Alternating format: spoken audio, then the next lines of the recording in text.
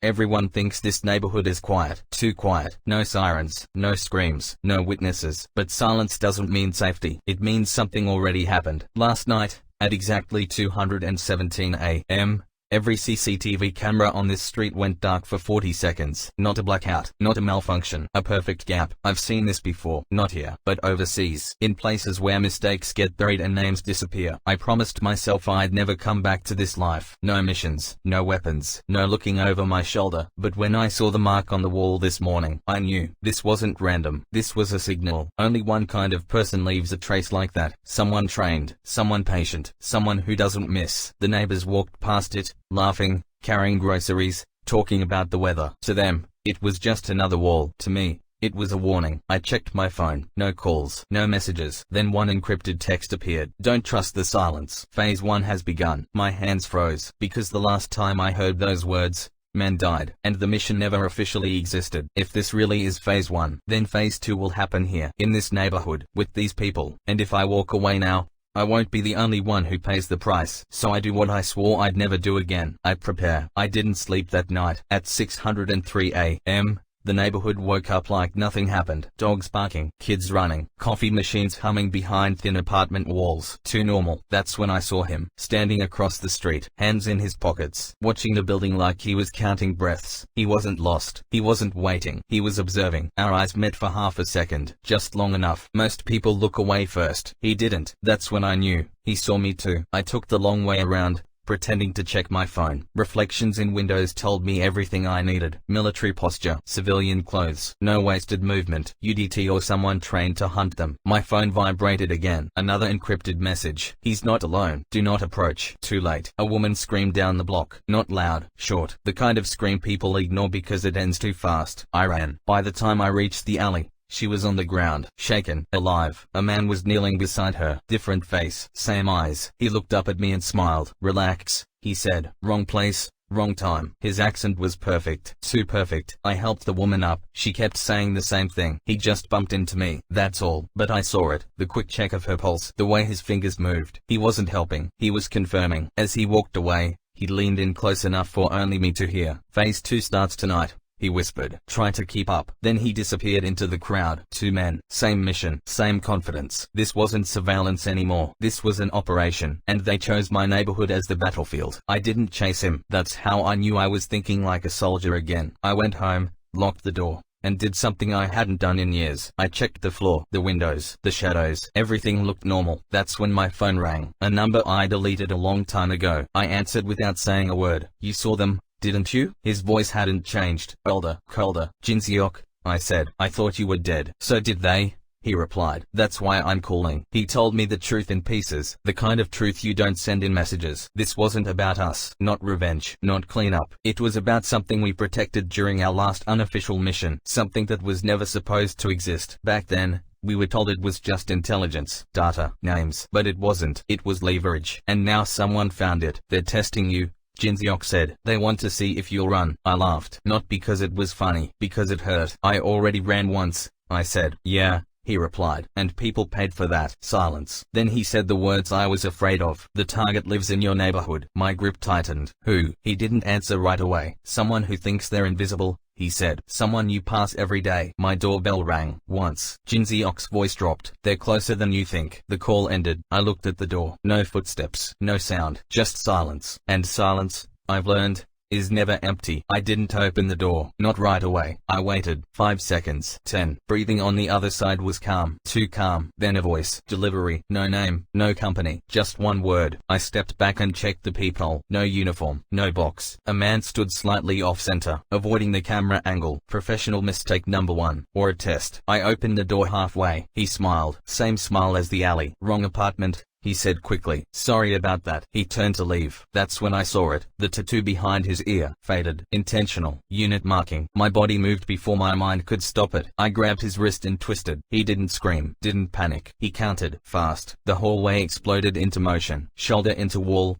Elbow to ribs. Controlled violence in a space too small for mistakes. Neighbors opened doors. Someone shouted. He leaned in close. Voice steady. Easy. He said, this isn't the target. That word, target. I let go. He stepped back, fixing his jacket like nothing happened. They live on the 3rd floor, he continued. Old, quiet, alone. I felt sick. You're lying. No, he said. I'm warning you. Footsteps echoed from the stairwell. Another man appeared. Different face. Same posture. They looked at each other and nodded. Phase 2 confirmed, the second man said. They walked away. Not running, not hiding. Like they already owned the place. I stood there, heart pounding, surrounded by confused neighbors who saw nothing. Because to them, it was just a misunderstanding. To me, it was confirmation. The target wasn't a location, wasn't an object, it was a person, and they were already inside my world. I stood in front of the third floor door for a long time. No sounds inside, no TV, no footsteps, just an old wooden door with peeling paint. I knocked once, nothing. I knocked again. Slow steps approached from the inside. The door opened just enough for a face to appear. An old man, thin, tired eyes. Yes? He asked softly, not scared, not confused, aware. I live downstairs, I said. There's been some trouble in the building. He smiled. There's always trouble, he replied. People just don't like to see it. That's when I noticed his hands. No tremble, no weakness. Hands that remembered weight, pressure, control. I stepped inside. His apartment was clean. Too clean. No family photos, no clutter, no history on the walls. Tea? He offered. I don't drink, I said. He nodded. I stopped a long time ago. We sat in silence. Then he spoke. They're coming for me, he said calmly. No question, no denial. They think I still have it. My chest tightened. Have what? He looked at me then. Really looked. The names, he said. The ones that never made the news. I remembered Jinziok's voice. Leverage. The old man leaned back, tired but steady. I was never meant to survive, he continued. I was supposed to disappear. Why didn't you?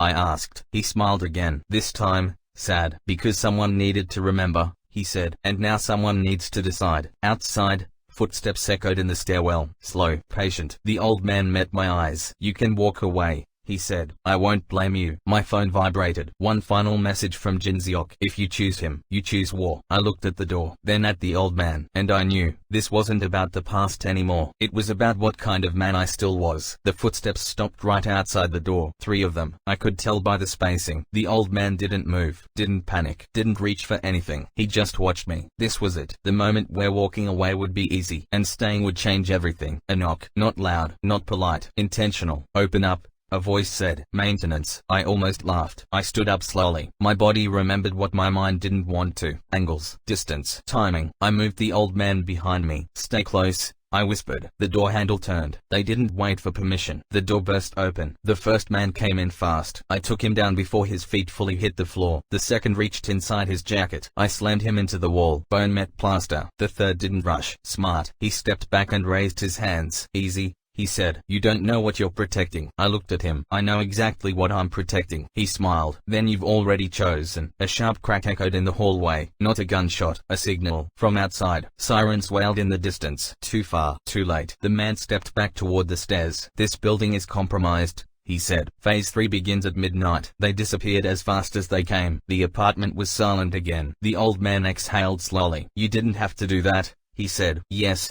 I replied. I did. I looked at my hands. They were steady. That scared me more than the fight, because it meant one thing. I was back. And once you step in again, there's no such thing as a quiet neighborhood. Midnight came faster than I expected. The building felt different, like it was holding its breath. Lights turned off one by one. Doors locked. People went to sleep, unaware they were already inside a perimeter. The old man packed a small bag. No rush, no hesitation. You've done this before, I said. Yes, he replied. And it never ends the way you hope. My phone rang again. Jinziok. This isn't a hit, he said immediately. It's an extraction. Extraction for who?